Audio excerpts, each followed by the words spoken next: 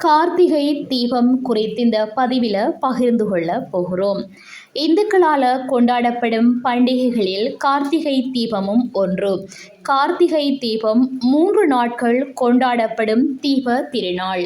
முன்னோர்கள் காலத்தில் இருந்து அறிவியல் ரீதியாகவும் மக்களின் நலனுக்காகவும் கொண்டாடப்படும் விழாவாக கார்த்திகை தீபம் இருக்கிறது.